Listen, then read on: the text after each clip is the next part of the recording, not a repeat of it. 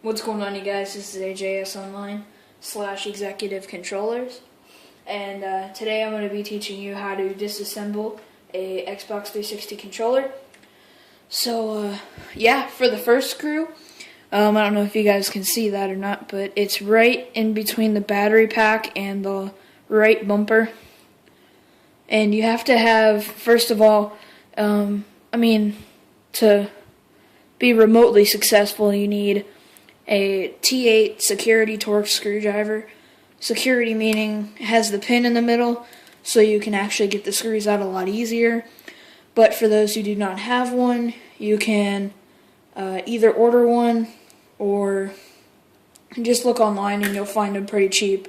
Probably around like $2 or $3 on eBay if you look. And yeah, and if you don't have one, and you don't want to get one, just get like a really small flat blade and use it. But yeah, and the second screw is on the other side in between the left bumper and the battery pack. Let me take the battery pack out here actually.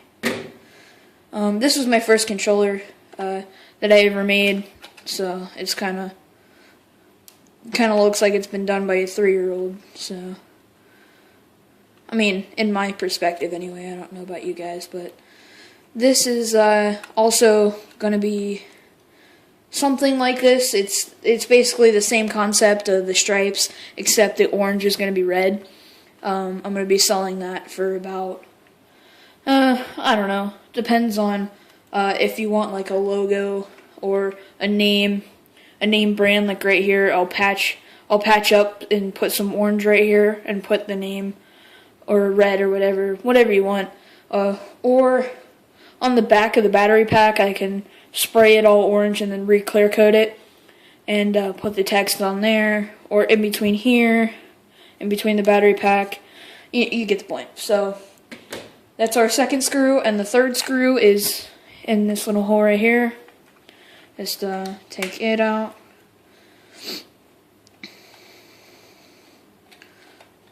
But again, the security T8 torque screwdriver does come in handy a lot when you're doing controllers. But the fourth one, right here, in the edge where you hold your left hand and when you're playing, usually. But let me get the screwdriver in the screw. There we go. Alright. And again, with the flat blade, with a really small flat blade, it'll be kind of hard to get it out of the hole. But I mean, it works. You just gotta pry it out. So the fifth screw, I'm gonna take out is right here where you hold your right hand when you're playing, like right here. So just take that out. If I can get it in the screw. Yeah, these ones are probably the most trickiest because you can't really look at it. You kind of like have to feel around for the screw and get it. Alright. Would have been nice if this was an automatic screwdriver. It would have made this a lot easier, but we don't have that. So, alright, that's the fifth screw. Then the sixth screw I'm going to take out is right here. I don't know if you can see that. Kind of with the glare. It's right here. So, stick it in there. Unscrew it.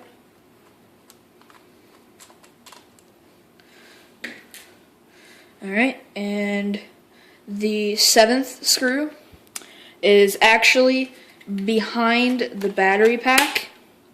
If you take the battery pack off, I'm just showing this for example, there will be a white label, like I'm going to point with my screwdriver. Right here there'll be a white label. All you gotta do is take an X-Acto knife and peel off the label. And yeah, so let's take out the seventh screw here. I'm going to go over here to my handy dandy workstation, also known as a piece of plexiglass. This controller I worked on without a security screwdriver, so some of these screws might be stripped. But yeah, then here, let me get rid of my workstation here. Move these screws someplace safe so I don't lose them. Move this paper. Alright. Now, basically, you don't want to scratch the controller if you're going to end up painting it. So, what you want to do is you want to pry it, but pry it carefully so you don't actually rip it. And as you see, it'll come off. This back piece will come off. Set that right there. This bottom piece will come off. And the motherboard will come out. And all you have left are these buttons. The motherboard, I don't really like calling it a motherboard, but let's call it that anyway. These rubber pieces right here are what make these little pads right here work, which are A, B, X, Y, start, back, and the guide button. So I will be doing a tutorial on LEDs once I get better at it, because I've only done it once. So if you want to take the vibration pads out, you just pinch your fingers in between here, you pull out, and it comes right out. Now for some controllers it won't just come right out. You gotta watch out because some of the soldering on here is kind of stupid. So this will start to pull out, and this whole base thing will start to pull out, so you gotta hold that down and pull the vibration pad out. But note that the small vibration thing and the big vibration thing make a big difference. Now obviously if you're left-handed you want to switch them over because your main hand will be left, but usually it's on the right, so the big vibration piece is on the right. So I'm not gonna deal with those, so I'm just gonna put them back on here. I just wanted to show you guys how to get them off. Alright, now to get them back on, you just slide you gotta make sure it's on the right spot though. Let me pull this back out here. You have to see where I don't know if you can see that, where the little edge is in the middle. That goes into where there's a little slot right here.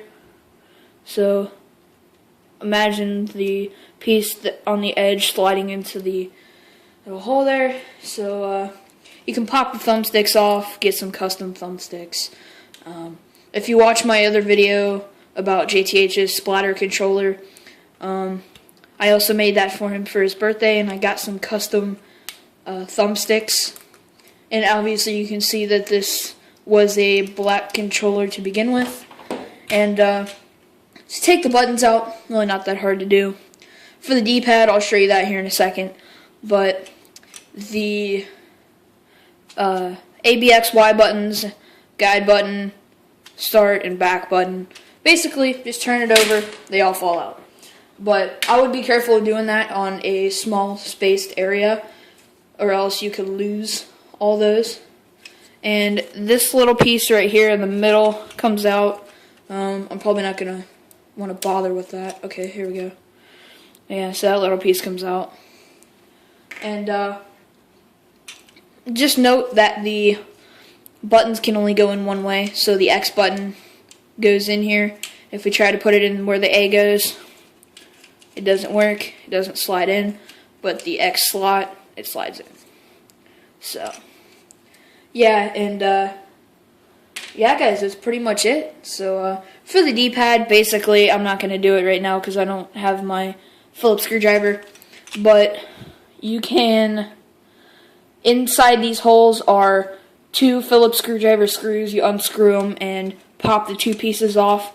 This piece and this piece will come apart. So yeah guys, that's pretty much it. If you want to know how to reassemble it, just check out my other video on how to reassemble the controller. And when I get a new controller, I will do a tutorial on how to do a MLG gaming controller, which will be pretty exciting. So, and how to prep for paint and all that stuff. So yeah, rate, comment, subscribe, and we will see you guys in the next video.